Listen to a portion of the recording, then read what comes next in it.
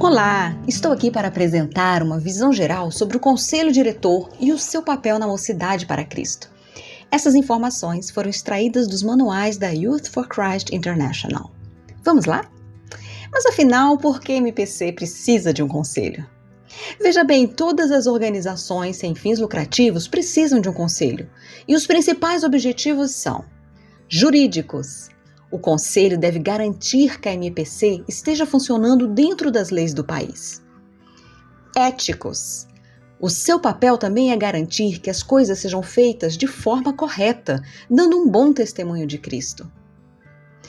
E, finalmente, o Conselho tem uma finalidade prática de oferecer longevidade para a MPC, porque as pessoas não permanecem para sempre na missão.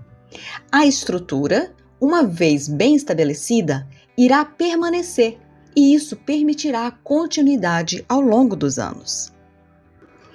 Quero convidar você a refletir comigo um pouco mais sobre o papel de um conselho no contexto da Mocidade para Cristo. A MPC está presente em mais de 100 países no mundo inteiro. Mas o que une estas equipes nessas nações em torno de uma mesma organização? Sem dúvida alguma, todos nós compartilhamos os mesmos fundamentos, ou seja, a mesma visão, missão, declaração de fé, valores, logotipo, lema, foco estratégico, princípios operacionais e até mesmo a política financeira. Estes elementos essenciais é que nos fazem ser parte de uma mesma organização, a Mocidade para Cristo.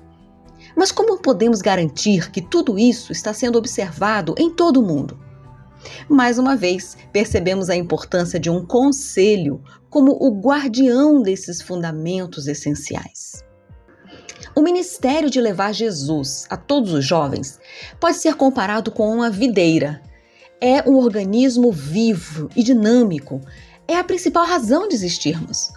Mas a organização funciona como uma estrutura para esse organismo, permitindo sua sustentação, preservando sua integridade, dando condições de existir por mais tempo e de forma saudável. O conselho faz parte dessa estrutura e por isso ele é tão importante. Neste sentido, quando a MPC é estabelecida num determinado país, ela segue também um processo natural de crescimento, tanto no aspecto orgânico quanto organizacional. Toda nova MPC começa como uma nação-alvo. A seguir, inicia sua organização como uma nação pioneira, até atingir um status pleno como país membro da MPC internacional, o que em inglês nós chamamos de Full Charter. E quais são os requisitos que a MPC de um país precisa cumprir para chegar ao status de membro pleno dessa grande família internacional? Bom, apresentando de forma bem resumida, naquele país é necessário haver um conselho organizado e a nomeação de um diretor nacional. Além disso, o organismo precisa estar vivo e vibrante, com um ministério real e contínuo de evangelização e discipulado de jovens. A MPC daquele país precisa estar totalmente de acordo com as leis locais e também alinhada com os fundamentos essenciais da MPC internacional. O que inclui a política financeira, que deve ser adotada na íntegra e complementada de acordo com a necessidade de cada país.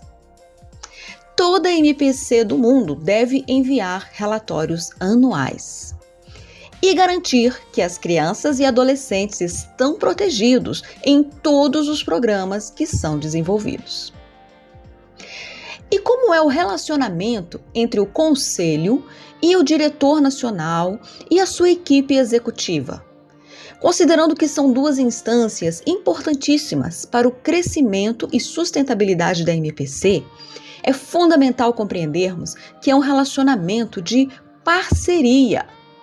O Conselho dá a direção geral e o Diretor Nacional e sua equipe cuidam do dia a dia. O Conselho apoia, encoraja, supervisiona e aconselha. O Diretor Nacional caminha livremente dentro do espaço definido pelo Conselho, sem interferências excessivas. Esse aspecto é tão importante que eu gostaria de ser ainda mais específica com vocês. Então, vamos falar sobre o papel de cada um. O conselho diretor, ele deve definir políticas, as regras que governam a maneira como as coisas são realizadas, é a gestão de riscos. O diretor nacional e sua equipe devem definir a ação, como as coisas serão feitas. Se o conselho diretor define os objetivos gerais, em acordo com o diretor nacional e sua equipe, o diretor nacional e sua equipe vão definir como os objetivos serão atingidos, estratégias, pessoal, recursos, programas. O conselho diretor deve nomear e avaliar o diretor nacional, acompanhando o andamento do trabalho. E o diretor nacional vai prestar contas ao conselho diretor através de relatórios. O conselho diretor vai apoiar e auxiliar no levantamento de recursos financeiros. Já o diretor nacional e a sua equipe gerir os recursos financeiros, de acordo com as políticas previamente estabelecidas pelo Conselho e pelas leis do próprio país. Mas atenção! Os membros individuais do Conselho não podem tomar decisões sozinhos, direcionando ou definindo as ações do diretor nacional. A autoridade dessa estrutura está sobre o Conselho e não nos membros isoladamente.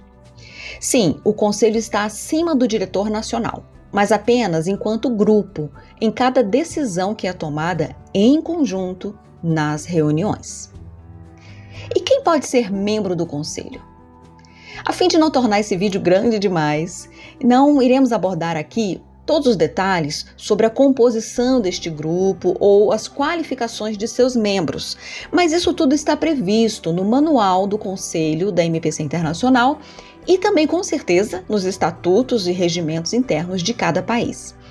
Na descrição desse vídeo eu vou deixar disponível o Manual do Conselho e os exemplos de alguns artigos que descrevem a estrutura e perfil dos conselhos. Ao convidar alguém para ser membro do Conselho Diretor, ou mesmo se você receber este convite, lembre-se, a MPC é uma organização missionária e centrada em Jesus. Por isso, ore muito e torne este processo espiritual, guiado pelo Espírito Santo. E qualquer decisão deve ser suficientemente informada, tomando-se conhecimento do que foi apresentado aqui, além das leituras recomendadas. Embora assuntos e decisões importantes não possam ser apressados, o tempo é precioso, então não vamos desperdiçá-lo. E obrigada por assistir até o final.